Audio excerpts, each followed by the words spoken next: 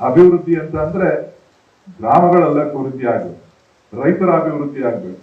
ಯಾರು ಬಡವರಿದ್ದಾರೆ ಬಡವರಿಗೆ ಅಭಿವೃದ್ಧಿ ದೃಷ್ಟಿಯಿಂದ ಗಮನವನ್ನ ಹರಿಸ್ತಾ ಇದೆ. ಮೇಲ್ಗಡೆಯಿಂದ ಕೂತ್ಕೊಂಡು ಏನೋ ಒಂದು ಭಾವನೆಗಳ ಆಧಾರದ ಮೇಲಲ್ಲ. ಇವತ್ತು ರಾಮಲಿಂಗಾರೆಡ್ಡಿ ಸಾಹೇಬ್ರನ್ನ ಕೇಳಿದೆ, ಚನ್ನಪಟ್ಟಣದಲ್ಲಿ ದೇವಸ್ಥಾನಗಳ ಬೇಡಿಕೆ ಇದೆ ಸ್ವಾಮಿ ಅಂತ. ಅವರು ಚನ್ನಪಟ್ಟಣಕ್ಕೆ 1 ಕೋಟಿ ರೂಪಾಯಿ ಹಣವನ್ನ ಚನ್ನಪಟ್ಟಣದ ಕ್ಷೇತ್ರದ ದೇವಸ್ಥಾನಗಳ ಅಭಿವೃದ್ಧಿಗೆ ಮಂಜೂರಾತಿ ಮಾಡಿದ್ರು. ನಾವು ಹಂಗಾರೆ ಹಿಂದೂ ವಿರೋಧಿನ ದೇವಸ್ಥಾನ ಕಟ್ಟೋರು?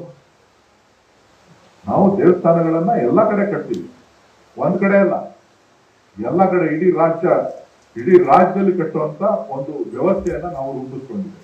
ನಾವು ದಿನ ಬೆಳಗ್ಗೆ ದೇವ್ರ ಮನೆಗೆ ಹೋಗ್ತೀವಿ, ದೇವಸ್ಥಾನಕ್ಕೆ ಹೋಗ್ತೀವಿ, ಪೂಜೆ ಮಾಡ್ತೀವಿ, ಪುರಸ್ಕಾರ ಮಾಡ್ತೀವಿ, ಎಲ್ಲರೂ ಕೂಡ. ಆದ್ರೆ ರಾಮ ಒಬ್ಬನೇ ದೇವರಲ್ಲ, ಕೋಟ್ಯಾನು ದೇವತೆಗಳು ಈ ದೇಶವನ್ನ, ರಕ್ಷಣೆಯನ್ನ, ಈ ಹಿಂದುತ್ವವನ್ನ, ಈ ಭಾರತೀಯ ಸಂಸ್ಕೃತಿಯನ್ನ ಕಾಪಾಡ್ತಾ ಬರ್ತಾ ಇದೆ. ಆ ಒಂದು ನಿಟ್ಟಿನಲ್ಲಿ ನಾವು ಕೆಲಸ ಕಾರ್ಯಗಳನ್ನ ನಾವು ಇವತ್ತು ಮಾಡ್ತಾ ಇದ್ದೇವೆ. ಸೊ ಇವತ್ತು ಏನು